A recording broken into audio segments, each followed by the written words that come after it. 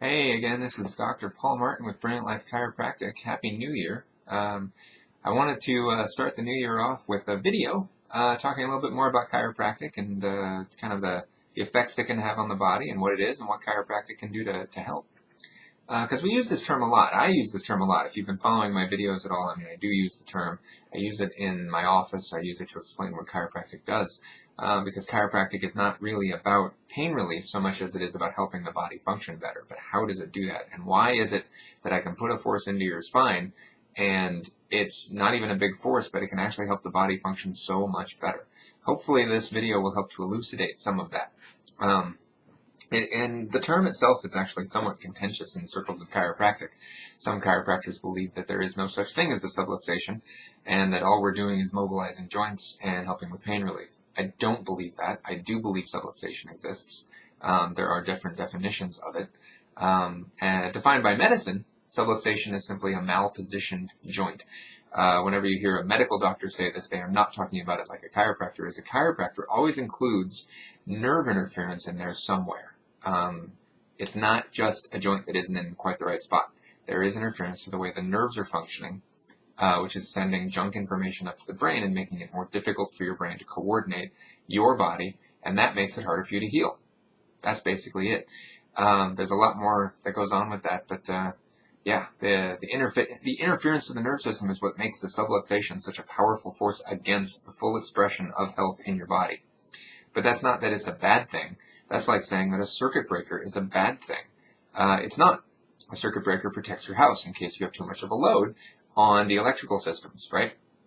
Like let's say you've got your fridge going and you're vacuuming and then someone decides to use a hairdryer all on the same circuit. It'll trip that circuit.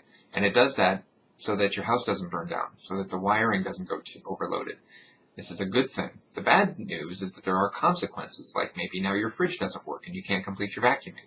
So it's a good idea to take some of that load off, the stress on the system off, flip the circuit back, and then things will work again, but you have to be careful about the stress. Now, the nice thing about the chiropractic adjustment, this analogy works. The adjustment resets the switch, and if we can take some stress off your system, that's a good thing. But what it also does is help to upgrade your wiring such that you actually become better able to handle that stress in the future, which is great. Now, in the past, subluxation has been defined as like a bone on a nerve, and so it restricts the flow of nerve information, just like say, I'm stepping on a garden hose or I'm pinching it off. And that's not really how it works. Like occasionally, a bone will push on a nerve and create a big problem, but usually that's a compressive subluxation, and that creates like electrical nerve pain or numbness or something like that. So if you have numbness, I mean, chiropractic can help with that, because that is one kind of subluxation. But more often what we see is what we call a facilitative subluxation, where the joint not working quite right produces a histological change, a change in the tissues and the chemicals around it, which then interferes with the ability of the nerve to function and sets off a lot more nociception heading up to the brain. Now, sometimes these facilitative subluxations are caused by, well, they're all caused by some sort of stress, some sort of trauma, if you will, whether it's physical, chemical, emotional, or whatever. It can be caused by the presence of inflammation and other chemical triggers.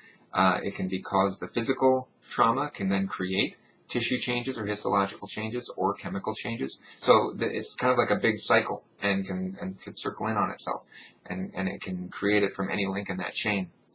But these traumas irritate the nerve and activate those nociceptors, which is what transfer information back up to the brain that gets recorded as pain. It doesn't become pain until it's in your brain and your brain has an emotional reaction to it.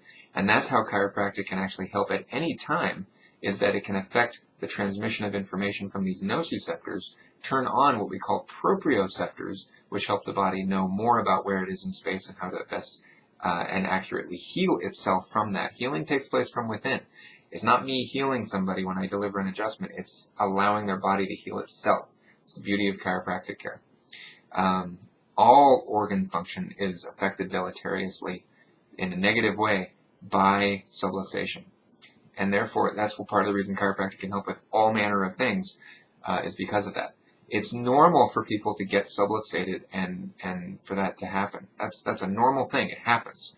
But that doesn't mean it's necessarily good for you in the long run. it will affect your health. So hopefully that sheds a little bit of light on what it is chiropractors do. Maybe next time or sometime later I can go into how the adjustment affects that and more into the neurology of that. In the meantime, just remember, you do not have to feel bad to feel better. Chiropractic works at any time, and I'm here to help. Remember, you deserve a brilliant life. Let it shine. Happy New Year.